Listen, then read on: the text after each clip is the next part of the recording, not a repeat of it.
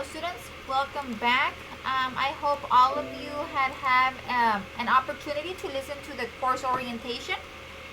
It is very important that you listen to the course orientation in full because this is going to be our first week of the semester, and we need to make sure that we are aware of how to set up our accounting Cengage and how to access your syllabus and so on and so forth. It's very important that we listen to the course orientation first before you begin working on any of your assignments. Also, before you get to the point of working on your assignments, you must have read the chapter, okay? Please do not skip reading the chapter before you start working on any of your assignments. Reading is critical. It is the most important thing that we need to do. So make sure that before you start working on your assignments, you have read the entire chapter, okay? So this is going to be the lecture for chapter 1. This is Accounting 2401, Principles of Financial Accounting. Chapter 1 deals with an introduction to accounting and business. The textbook that we are using is Financial and Managerial Accounting, the 15th edition. And my name is Mrs. Mercado, and I am your instructor for the course. Okay, so I am not going to go over terminology. I am not going to go over the content in the chapter. I'm going to let you read that information on your own time. I'm going to go in here and I'm just going to do problem solving. Now you have a series of problems assigned for homework. I will not be going through every single problem. I'm going to leave you an opportunity to try and attempt some on your own. Remember that you can always go into Cengage. There's some videos included within or embedded within the actual assignment in Cengage. You can listen to those videos. You can always refer back to your textbook for examples. The content has great illustrations of how each of the problems should be solved, how to prepare your financial statements. So make sure that you use all of the resources available to be able to complete your assignments. This is just supplemental information. I am including some of the more difficult or challenging problems. That way you'll be able to address those, and hopefully I can explain them a little bit better than the Cengage videos. The Cengage videos are very short, kind of to the point. Excuse me. So I do go in depth a little bit more on how to go into solving each of those problems. So I hope these videos are helpful to you. Okay, so let me go ahead and get started. So the first item that I'm going to go over is basic exercise E1. So it's BE11. So there's 3 types of exercises or assignments that you'll be having. BE is a basic exercise. Those are the easiest exercises. Then you have just a regular exercise. Those are medium. And then you have your problems, which are more difficult. They're harder. Okay. So BE is basic, easy. Exercise is medium. And then problems are a little bit more complicated. Okay. So this is a basic exercise. It's fairly easy. Excuse me. So it says cost principle. On June the 25th, Ritz Roofing extended an offer of $250,000 for land that had been priced for sale at $300,000.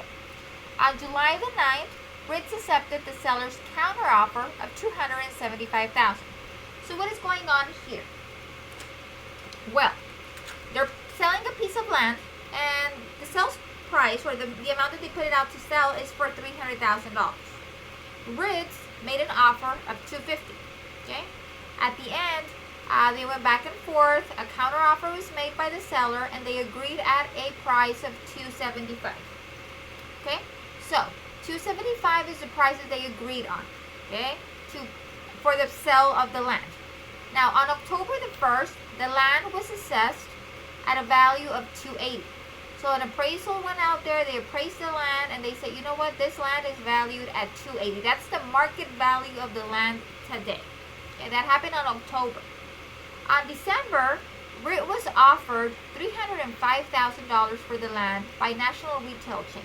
Okay, so they're asking you, at what value should the land be recorded at Ritz Roofing's records?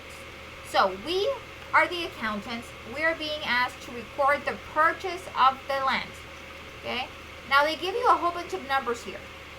They give you the offer amount, the counter offer, the amount that they initially wanted for the land. Then they give you the assessed value, and then they give you the offer that was being made. A lot of information to confuse you. Now, in accounting, whenever we are recording in our books, because they're asking you at what value should the land be recorded in our records, we always need to record the amount of the actual cost. How much did I actually pay for this piece of land? Okay. Now the textbook goes on to explain the historical cost principle, which basically states that businesses must record and account for most of their assets and liabilities at their purchase or acquisition price. In other words, businesses have to record an asset on their balance sheet for the amount they paid for that asset. So, they give you a lot of information. So, how much did we pay for this piece of land? So, it says here that the offer was made for $250. The land had been priced at $300, and then Ritz accepted the seller's counter offer of $275. So Ritz ended up purchasing this piece of land for $275,000. Okay. So under the cost principle,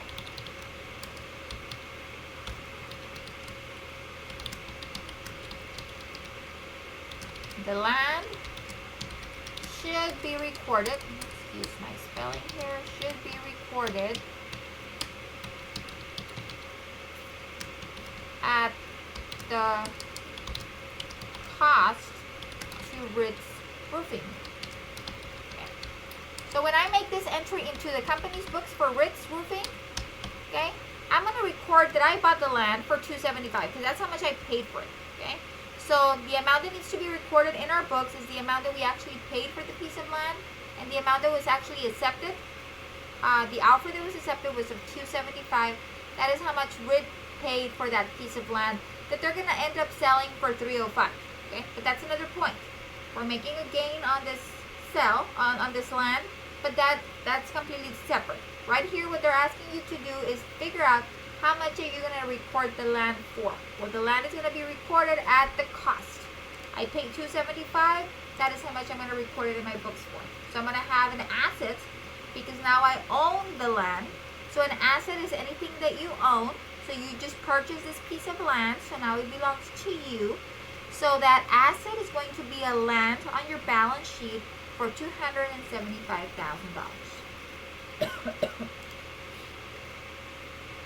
Okay.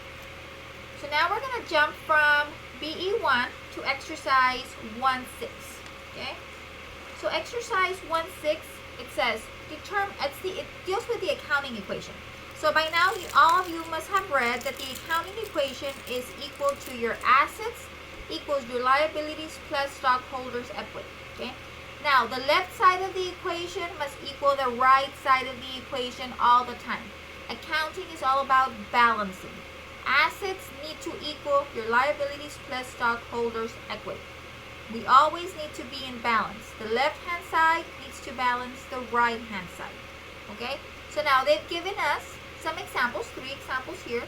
We need to figure out the missing pieces of information, okay?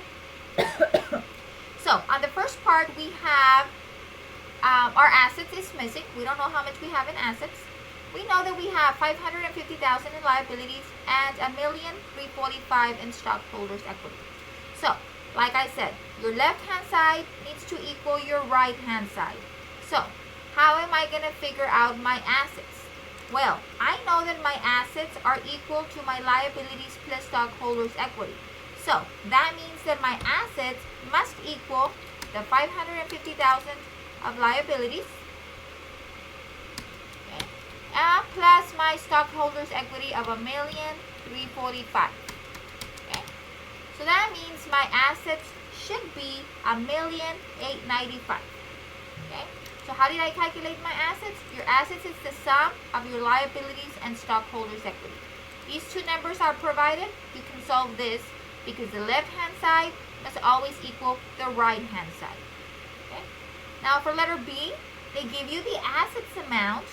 You do not know, you're missing the liabilities piece of information, and you are giving your stockholders' equity. And remember, the left-hand side must equal the right-hand side. Okay. So if I know my assets are $776,500, and I know my stockholders' equity are $588,800, and I know that both of my sides need to equal. How do I figure that out?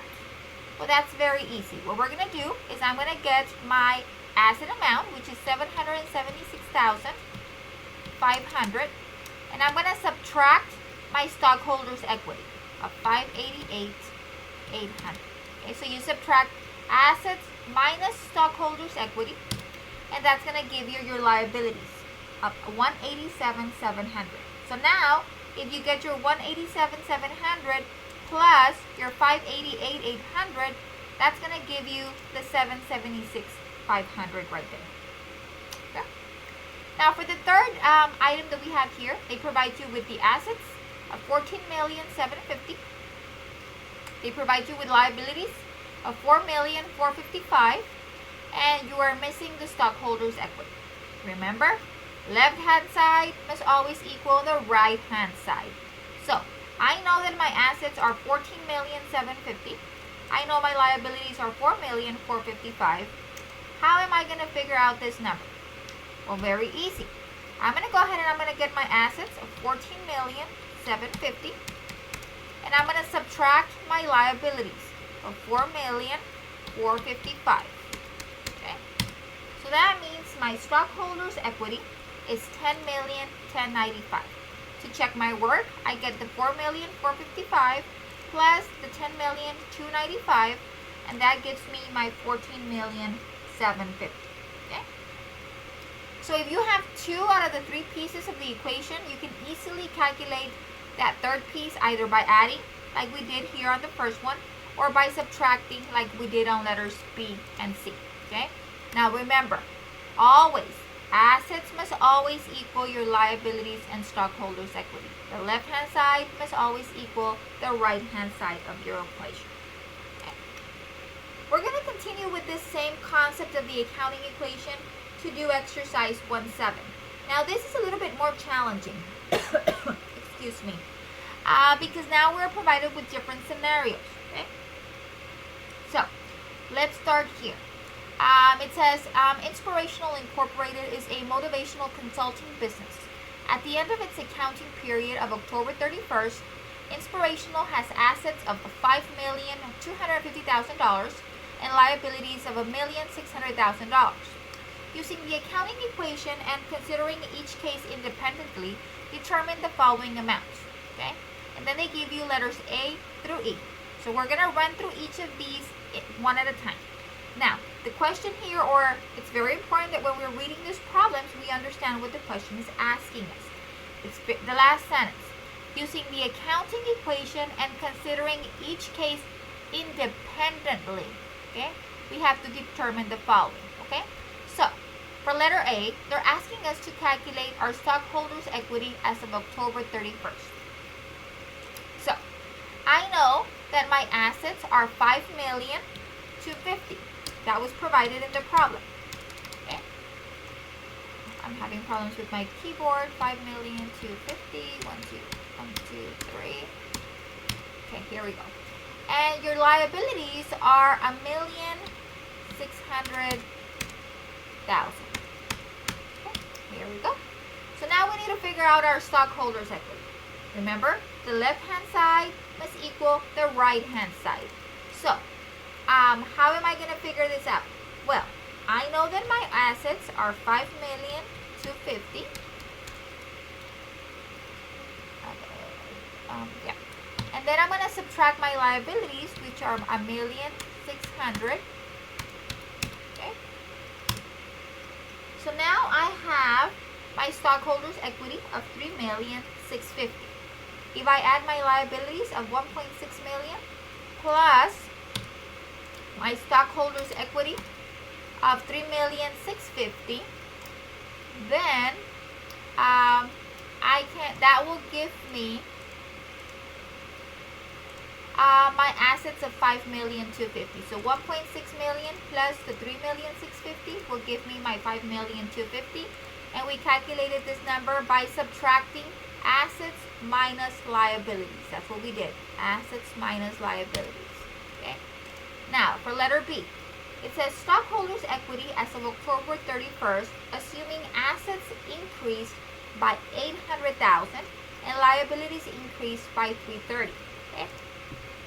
So my assets were $5,250,000, and they're telling you here that they increased by $800,000. So I'm going to add $800,000 to my already existing $5,250,000, and that's going to give me $6,050,000. Okay.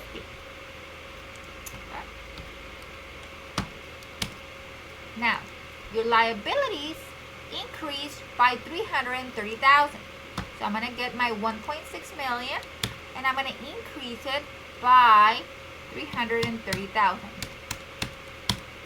Okay. So now I have to solve for my stockholders' equity. Okay. Now, since I've already figured out these two numbers, which were my beginning balances plus my increases referenced in letter B, I can just go ahead and get my assets, okay, of $6,050,000, and I'm going to subtract my liabilities of $1,930,000, and that's going to give me $4,120,000. Okay. So if I add my 1.930 plus my 4,120,000, that'll give me my total of $6,050,000. Okay. Letter C. Stockholders' equity as of October 31st, assuming that assets decreased by $600,000 and liabilities increased by $140,000. Now you're always going to start with this information. This is your starting point. Okay. Any adjustments are from this point. Okay. Each one is independent. So once again, I'm going to go ahead and we're looking at letter C. It says that assets decreased by $600,000. So my starting point is my $5,250,000, and I'm going to decrease, so I'm going to do a minus of $600,000. Okay. So my assets are $4,650,000. Now my liabilities increased by $140,000. So my beginning liabilities were $1.6 million, and then they increased. So I'm going to add $140,000, and that gives me $1,740,000. Okay. So now I can calculate my stockholders' equity, and your stockholders' equity is going to be your assets minus your liabilities, and that will give you stockholders' equity of $2,910,000. Okay. So remember, we're always starting with these balances up here, and then we either add or subtract the information provided in the letter. Okay. Letter D. Stockholders' equity as of October 31st, assuming that assets increased by $440,000. So once again, I'm going to start with my $5,250,000, and we have an increase, so I'm going to add $440,000. And that's $5,690,000. Okay. And then for your liabilities decreased by $90,000. So my starting point is the $1,600,000, and I'm going to subtract the $90,000. It's a decrease, so I'm going to subtract $90,000. So that gives me $1,510,000. So once again, we have to figure out your stockholders' equity. And that stockholders' equity is going to be your assets minus your liabilities, and that will give you $4,180,000. Okay. So we've already calculated our stockholders' equity based on the 4 different scenarios, always referring back to that first item. Okay. Now, letter E. It says we have to calculate either our net income or our net loss during the year 2023, assuming that October 31st, assets were $6,140,000, liabilities were $1,940,000, and no additional common stock was issued for dividends paid. Okay, so they're giving you an amount for your assets, for your liabilities, and they are saying no additional common stock was issued. So when they say no additional common stock was issued, that means that we're going to run with that number that they have right there. Okay, that initial number of $3,650,000. Excuse me. So there's different things that go into stockholders' equity. We have our common stock, we have, those are added. If we have any common stock that's issued, it's added. If we pay out any dividends, that's subtracted.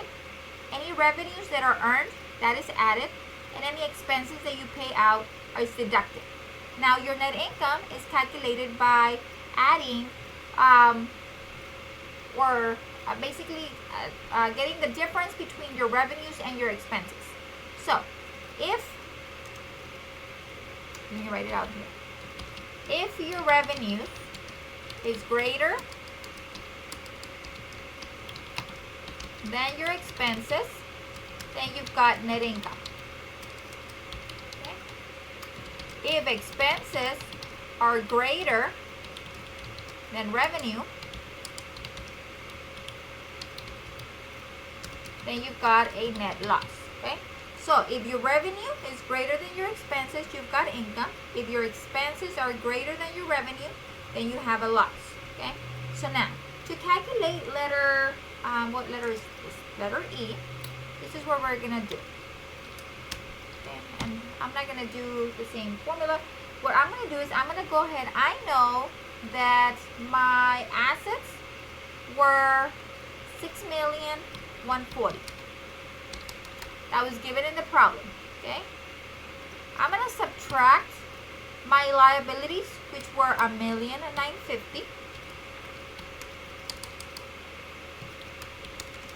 And I'm going to subtract my stockholders' equity because it says here no additional common stock was issued, so we're going to keep that $3,650,000.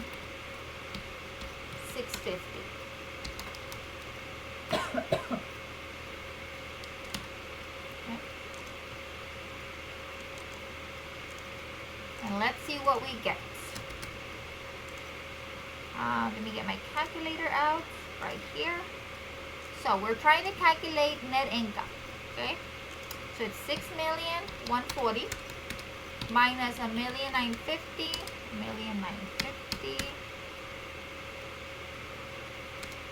minus $3,650,000. That's gonna give me $540,000. Okay. And that represents your net income. And it's income because it's positive. If the number were to have been negative, then it would have been a loss. So, to calculate our net income in this particular scenario, provided that they said that we had assets of $6,140,000, liabilities of $1,950,000, and no additional common stock was used, because no additional common stock was used, we're going to use this number up here. We can calculate that we had net income of $540,000. Okay? So that's another exercise that we have here. Make sure that when you are working out this problem, you always remember for letters B, C, and D to always refer back to the information in letter A, as well as letter E. Letter E, you're always going to pick up that stockholders' equity figure at the end to be able to calculate your net income. Okay? Now, this particular chapter introduces students to financial statements. You're going to have two series of problems, one of them individual assignments, and the other one, I believe it's a long problem that deals with financial statements. We need to master how to prepare our financial statements. Okay? You are going to have a problem similar to this on your test, so it is very, very important that you understand how to prepare your financial statements. Okay? So, in this particular problem, it says Seth Fay established Reliance Financial Services on July the 1st. So this is a brand new business. Okay? Reliance Financial Services offers financial planning advice to its clients. The effect of each transaction and the balances after each transaction for July follow. So they gave you all of the transactions that affect each of the accounts and then the grand totals at the end. Using this information, we are being asked to prepare an income statement, a statement of stockholders' equity, a balance sheet, and a statement of cash flows. All for financial statements. So this is a wonderful problem because it allows us to practice preparing financial statements for a company. Okay? So the first financial statement that we're going to prepare is the income statement. Okay? Now when we're preparing financial statements, they have to be prepared in sequential order. You always prepare the income statement first, then the statement of stockholders' equity second, then the balance sheet third, and then your statement of cash flows fourth. It has to follow that specific order because information from the income statement is going to flow into our next financial statement, which is our statement of stockholders' equity. Information from our statement of stockholders' equity is going to flow into our balance sheet, okay? And then we're going to use the information in the financial statements as well as our transactions to prepare our statement of cash flows. Okay? So let's start with the income statement. Now, the income statement is very simple. It basically calculates your net income or your net loss for the period. Okay? There's two things that go into your income statement: revenues and expenses. Two things. In your income statement, you're going to have revenues and expenses. Okay? So the first thing we have are my revenues. Okay? I'm going to label it here for you. That way you know what it is. So the first thing we have is revenues. So we have to look at the information provided and identify which of these accounts is your revenues. Okay? So, I found it. My revenues are my fees earned. Okay? Those are my revenues. Okay? Fees earned. So I'm going to go ahead and I'm going to type in fees earned. And I only have one account. If you had multiple accounts or multiple revenue accounts, you would list them all here, tally up the number, and then give me a subtotal or a grand total. If you only have one account, then you bring that number to the totals column. So if you have multiple calculations, first column. If you don't, it's just one, then you just take that number to the second column. So we just have one account here, which is your fees earned. Okay. So then that is $144,500. $144,500. Okay. Let me put some comments that it could be cleaner. There we go. Okay. Now, remember income statement, revenues, and expenses. We have one revenue account, and now I'm going to look at my expenses. Okay. Now, expenses are everything that we have here. Okay. These are my expenses. So we have several expenses. So I have salaries expense. Okay.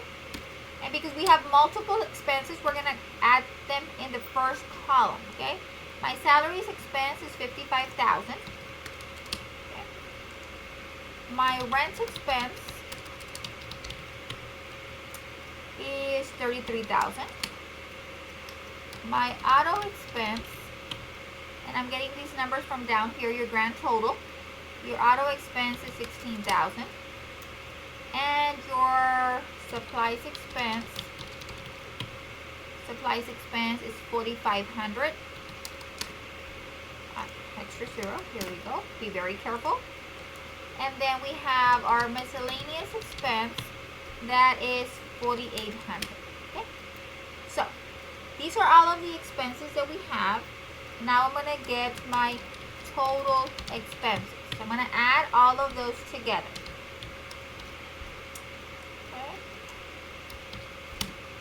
So my total expenses are $113,300.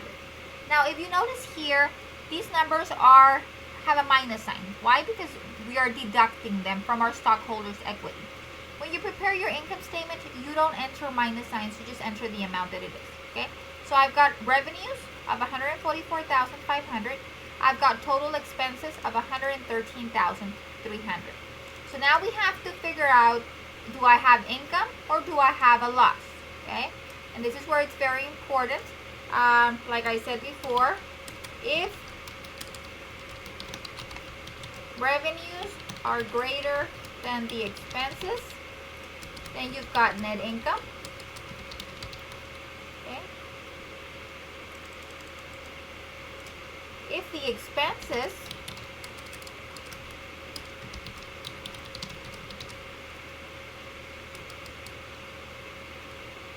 let me add the one here. If the revenues are greater, okay, there we go. If expenses are greater than revenues,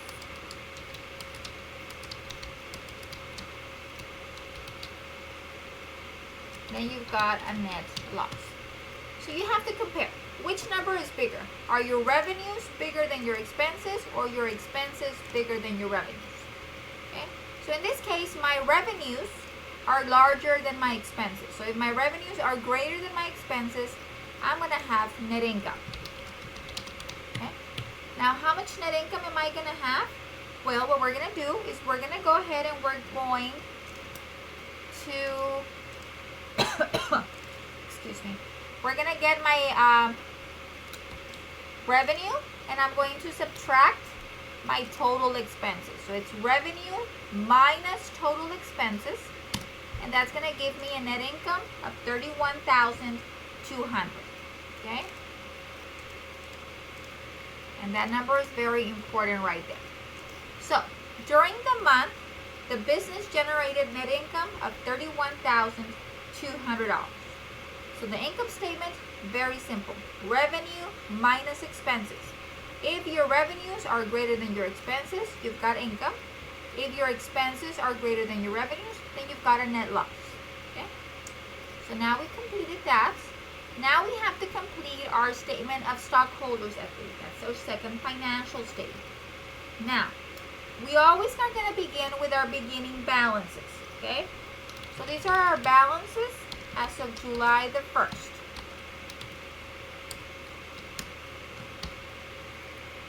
Now, let's go back to the problem and read. It says, Seth established Reliance Financial Services on July the 1st, and we are preparing these financial statements as of the end of the month, as of July 31st. So because this is a brand new business, do we have a beginning balance from last month? No, we don't have a beginning balance because it's a brand new business. Okay? Now, once we start the business, the following month, you will have a beginning balance. Okay? Only when it's a brand new business will that balance be zero. Okay?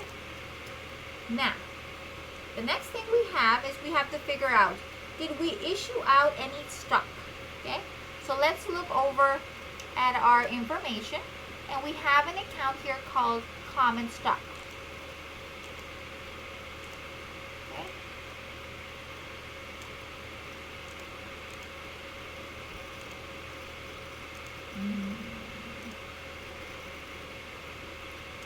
So we have common stock, and my total is $50,000.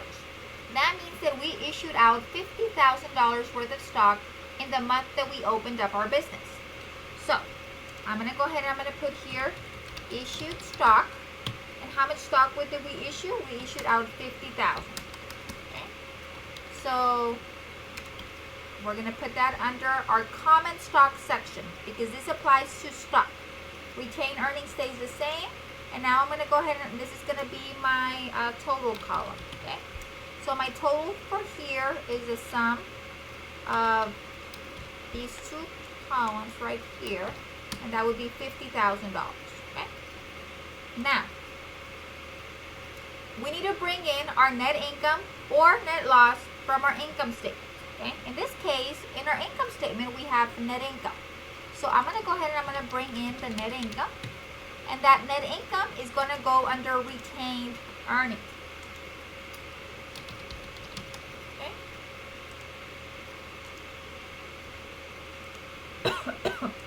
So, my net income is coming from here, from your income statement. That $31,200 is going to go down here where you put your net income, and we're going to put it under retained earnings. And we're going to have retained earnings of $31,200. Okay? Once again, I'm going to add my total column here. Okay, that is 0. So, my net income does not impact my common stock. It only impacts my retained earnings. So you put that number under your retained earnings column. Okay? Did we pay out any dividends? Okay. Well, let's look at the information provided. Okay? We have dividends here.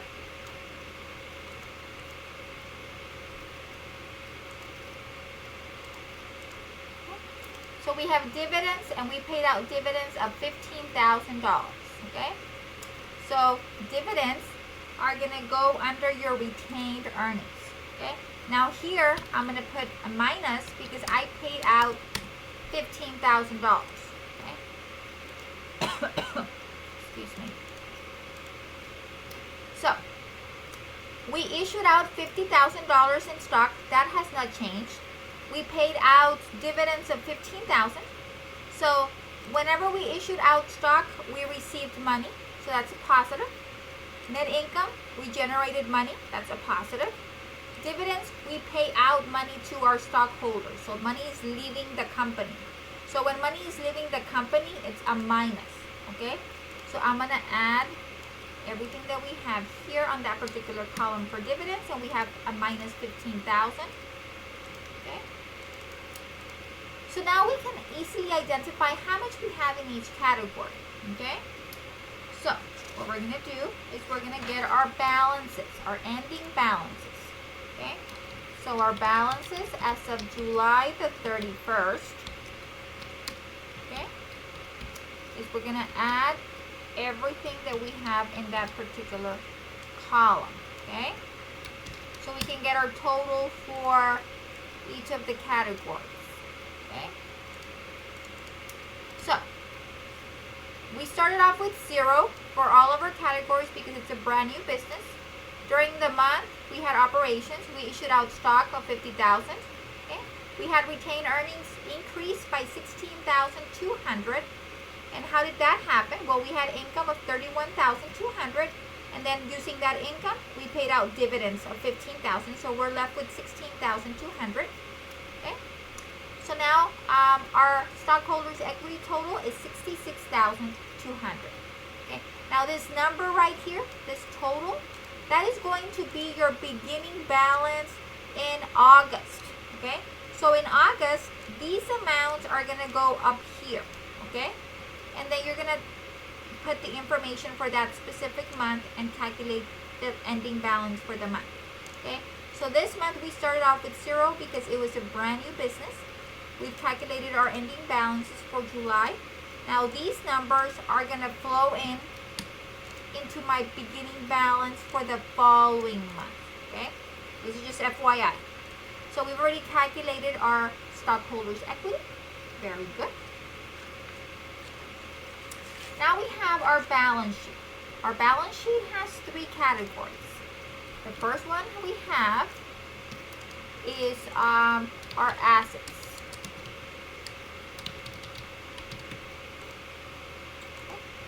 So, assets, what is an asset? An asset is anything that the business owns, that belongs to the business.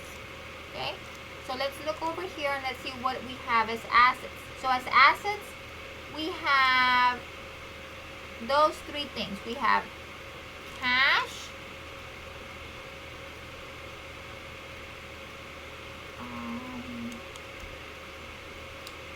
we have cash, accounts receivable, and supplies.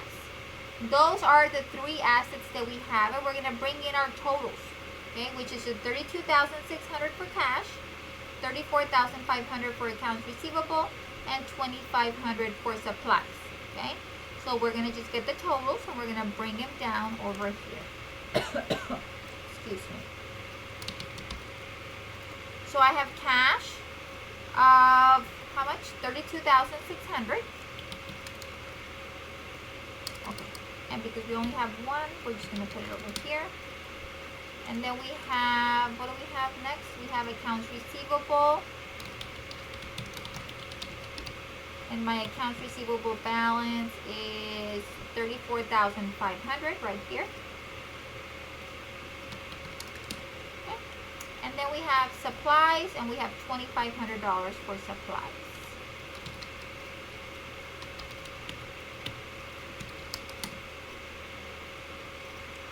Let me format this with a comma just so it can be cleaner. There we go. So those are the 3 assets that we have: cash, accounts receivable, and supplies. Okay?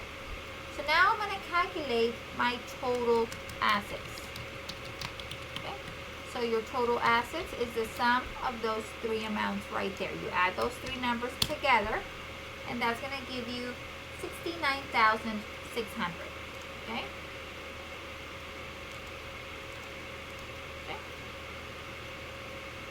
Now, the next section we have is our liabilities. Okay?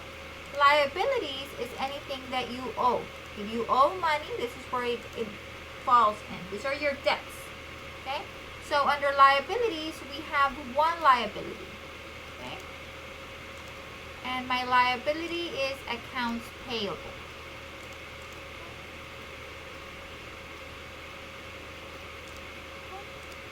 So accounts payable, and I owe $3,400. Okay? So I have one account called accounts payable, and it is $3,400. Okay? So we have just one item. We don't have to get a total because it's just one. Then the last section we have is stockholders equity. Now this is where it gets a little bit tricky. The numbers in your stockholders equity section of the balance sheet, you're going to obtain from your statement of stockholders equity right here, whatever we just calculated, okay? So these numbers highlighted are going to flow over here.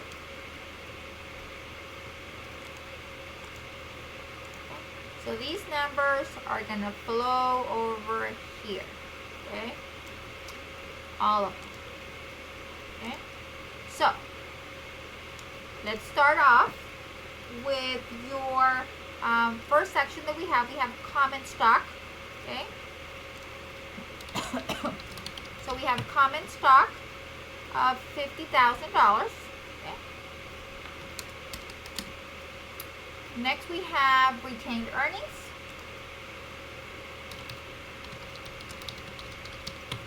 And my retained earnings are $16,200. So your total stockholders equity is going to be the sum of those two. Equals the sum of these two, which is $66,200, which is this number right here. So you're getting your stockholders equity information from this report, the highlighted numbers. You bring in the $50,000 of common stock, you bring in the $16,200 of retained earnings, and that gives you your total stockholders equity. Okay. Now, I can get my total liabilities and stockholders equity. I'm going to abbreviate stockholders equity. So I'm going to add my total liabilities and my total stockholders equity. My total liabilities are $3,400. My total stockholders equity are $66,200. Now I have my total liabilities and stockholders equity of $69,600. Okay? That number needs to always equal to your total assets. You see, those two numbers are the same. Remember, assets equal liabilities plus stockholders equity. That is the accounting equation, okay? So here, we are balancing the accounting equation. My total assets of $69,600 equals my total liabilities and stockholders equity of $69,600. If these two numbers don't equal, then you have an error somewhere. You have to figure it out. But your total assets will always equal your total liabilities and stockholders equity. Okay? So I hope this is the third financial statement. I hope that we are understanding and following along. And remember, the information from your income statement, your net income, is going to flow into your statement of stockholders equity right here. This is where it's going. Okay? And you make a little arrow. So that information goes right there. Okay? And then you complete your statement of stockholders equity. That information, your totals, is going to go into your balance sheet stockholders equity section right here. So we're going to pick up the total for each of the categories and get our total stockholders equity so we can be able to balance our balance sheet. Okay? Now last but not least, we have our statement of cash flows. Now I am not going to go too much into detail into the statement of cash flows because later on in the semester we're going to have a chapter, an entire chapter that deals with the statement of cash flows at a more advanced level. Okay, so I'm going to wait for that, but I'm going to introduce the statement of cash flows for you right now. Okay, Now, there's three different types of activities that are included within your statement of cash flows. We have operating activities, investing activities, and financing activities. Okay, so under your operating activities, these are your cash flows from operating activities that are related to the components of net income. Okay,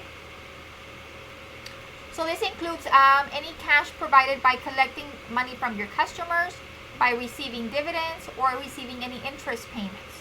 Any outflows of cash include making any purchases for any services and goods for resale, paying any salaries and wages, paying any income taxes, paying any interest. So your cash inflows increase when you receive money. Your cash outflows decrease when you use money. Okay? And now these transactions are only transactions related to cash. Any transaction that affects cash will be included in our statement of cash flows. The second category that we have is our investing activities. And these are cash flows from investing activities are related to the sale or purchase of investments and long-lived assets. So, your cash inflow increases by cash provided by either a sale or disposal of property, plant, or equipment, or the sale or maturity of an investment in securities. Now, you have cash outflows, which means your cash decreases when you use cash for either to purchase property, plant, or equipment, or to purchase an investment in securities. Now, last but not least, we have financing activities. These are cash flows from financing activities related to external financing sources, such as owners and lenders. Now, your cash increases by financing activities when you borrow money from lenders through a formal debt contract or when you issue shares to your owners. Okay? Now, cash outflows, that is used when you use money to repay for principal to lenders, you repurchase shares from owners, or you pay cash dividends to owners. Okay? So these are the three types of activities that we have going on. Now, this problem is very basic. They don't give it too much detail, so that's why the statement of cash flows is very basic. But once we get to the chapter where we're going to cover statement of cash flows, we'll have more advanced statement of cash flows at that point. This is just kind of like touching the topic so you can know that it's out there and we're exposing you to it. Okay, so the statement of cash flows. So the first category we have is cash flows from operating activities. I'm going to make these a little bit smaller so they can fit. There we go. So, now this is where it gets tricky, okay? We have to figure out, did we collect any money from our customers? So we're going to look at the transactions that happened, okay? Now, let's look at our fees earned. Fees earned are our revenues. So we must have provided a service and we got paid. So what happened? Well, on transaction D, you see here, we recorded revenues of $110,000 and we recorded cash of $110,000. Remember, we are only interested in transactions that affect cash. Okay, so that happened. Now let's look over here. Okay, we provided services. Did we pay cash? No. We set up a receivable. So what does that mean? That for this transaction of $34,500, we're gonna get paid later. Okay, at a later point in time. So I'm not gonna include that transaction. I'm only going to include the transaction that I collected cash. And the amount that I collected cash was for $110,000 right there, cash. Okay, so I'm going to include that. Sorry about that right here. So I'm going to have, drawing financial statements. We have cash received from customers, and that was $110,000. Let me format that to columns. There we go. Now,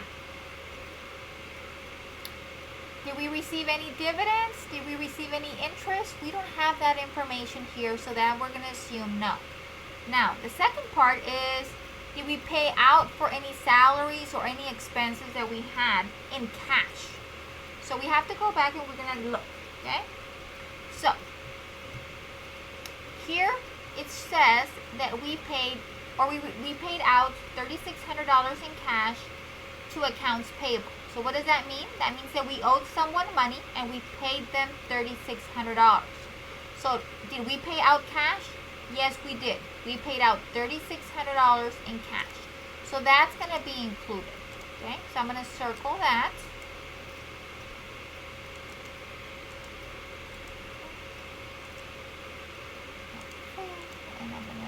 Okay, so that's going to be included.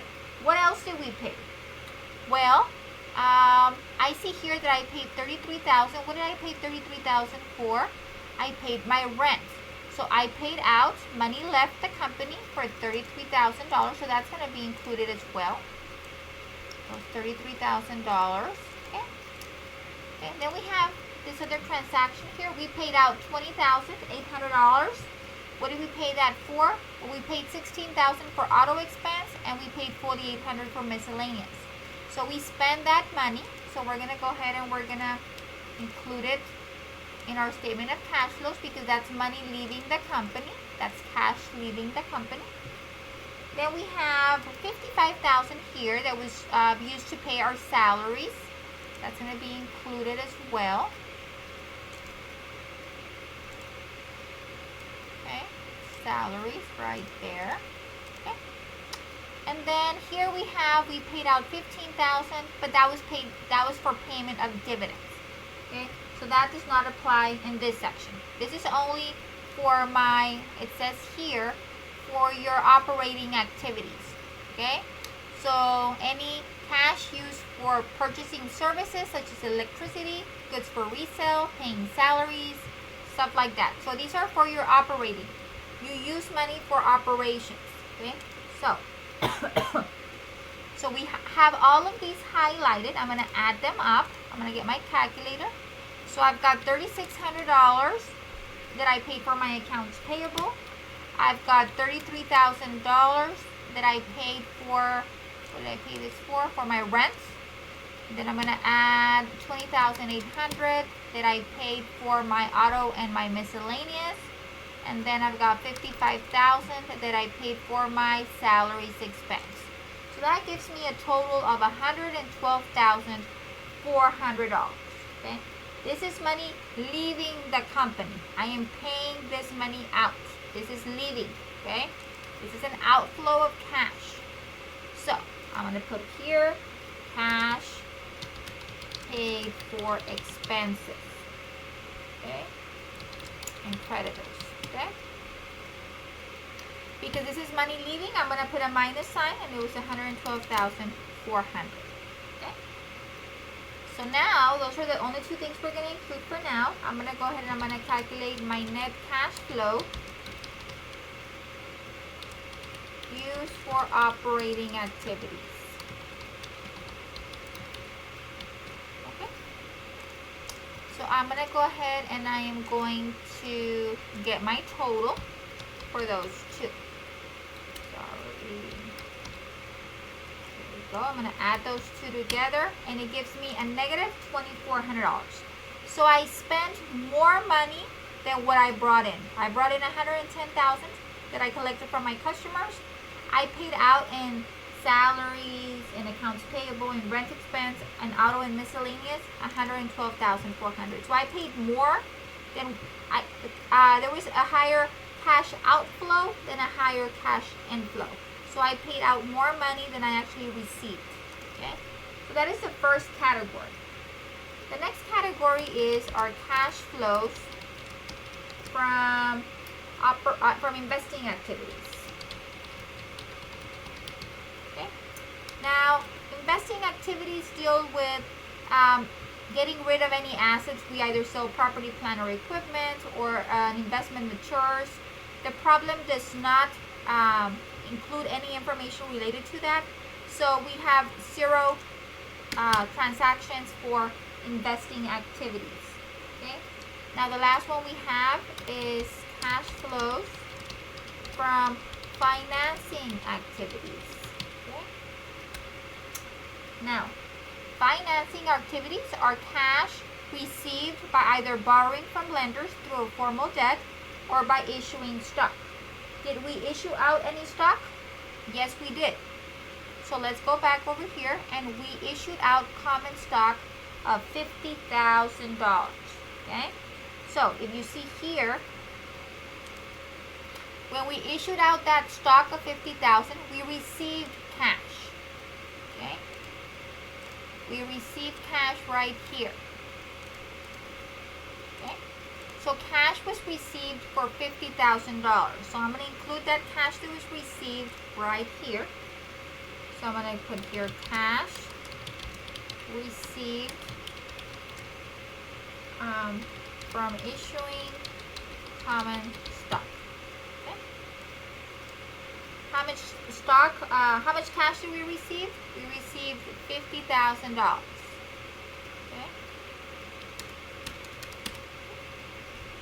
Now, for the outflows is, did you repay out any principal? Well, we didn't have any loans according to the problem. Did you repurchase any shares back from your owners? Does not say on the problem. Did you pay out any dividends? That we did have. We did pay out dividends right here. We paid out dividends of $15,000.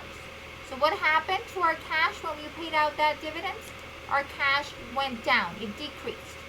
Why? Because what did we do? We issued out checks and we paid out dividends to our stockholders. Okay? So cash right here decreased by $15,000. Okay? So I have to include that down here. So cash paid for dividends. Okay. And because we paid out, it's going to be a minus 15,000. So now I can get my net cash flows from financing activities.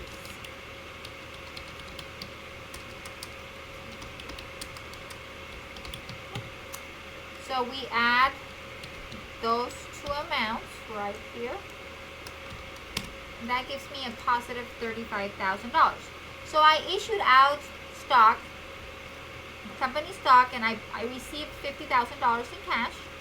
But then at the end of the year, I had to pay out dividends of $15,000 to my stockholders.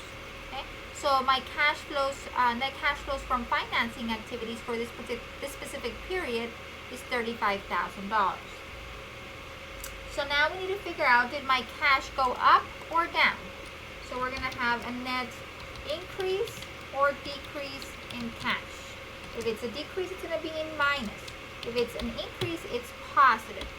So to calculate that, we are going to add, we're going to add those two amounts. So we're going to do equals sum, and I'm going to add my negative 2,400 plus my positive 35,000, and that's going to give me 32,600. Now, usually you're going to enter your cash balance at the beginning of the month. Because this is a brand new business, we did not have any cash at the beginning of the month. Okay? So it's a brand new business. We started off with zero cash, and then we started off with our first transaction, which is where we issued out stock for $50,000. That was the first cash received. Before that, we had zero. So my beginning balance is going to be zero. Okay? And then we're gonna calculate our ending cash balance as of July the 31st. So as of July the 31st, because I didn't have a balance, a beginning balance, it'll basically be the same.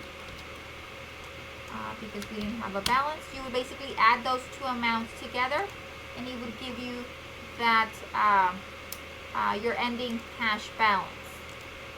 Okay. So that number right there, your cash balance July the 31st, that number needs to be the same number as your amount right here. You see, cash is 32,600. Here in your financial or in your accounting equation, you see that you have cash of 32,600. So you started off with zero, now you have 32,600. Why? Well, this doesn't really tell us why. If we look at our statement of cash flows, then we see what happened. Well, we received $110,000 from our customers. We paid out $112,400 in expenses. Okay? We received $50,000 from common stock. We paid out $15,000 in dividends, giving us a balance of $32,600. It tells us a story. It tells us the type of activities that resulted in either the inflow or outflow of cash by activities and our totals. Okay? So that way you can always identify this number will always, your ending cash balance will always tie back to your cash balance on your balance sheet, or in this case your accounting equation here. Okay, so if that number, if your cash ending balance of $32,600 does not equal to your ending balance down here, then you did something wrong and you have to go back and fix it. Okay, something students always forget is when it's an outflow of cash on your statement of cash flows, you have to put a minus sign, negative, you subtract. So if the money is coming into the company, you add. If it's money leaving the company, you subtract. Okay? So that is our statement of cash flows. Now, this problem is amazing because, like I said, it allows us to be able to complete all of the financial statements. So I went through every single financial statement step by step, showed you how to do them, how the information flowed from one financial statement to the next financial statement to the next financial statement, how to tie back your statement of cash flow report to your transaction detail report provided over here. I hope this is useful. Please make sure that you meet all of your assignment deadlines. Remember, assignments are due on Sunday at 11 p.m. No excuses. Make sure that you allocate enough time to complete your assignments. Make sure that you read the chapter before you attempt your assignments. If you have any questions, please send me a Blackboard message. Include the problem number that you're working on. Include your attempted solution so I can see step by step what you're doing, and then I can be able to provide guidance. Remember, I have office hours. If you're unable to make it to the scheduled office hours, please contact me so we can schedule an appointment and we can contact each other or communicate at a later time outside of my normal office hours. But please, please, please, I cannot reiterate it enough. This is accounting. You're not going to learn accounting by reading or by me just talking. You have to do it. And you have to do it a lot, practice it a lot, so you can be able to master it. If you do not get a 70% or better on your either quiz or homework, please use the second attempt that I provide to improve as well as develop and improve your all understanding of the information being provided. Remember, I keep the highest grade earned. Okay, so even attempt number 1 on your homework, you got a 50. Attempt 2, you got an 80. I keep the highest, which is the 80. Okay, so that is basically it for this lecture. Please make sure that you go into Cengage and you complete all of your assignments. And until next time, take care of yourself and be safe.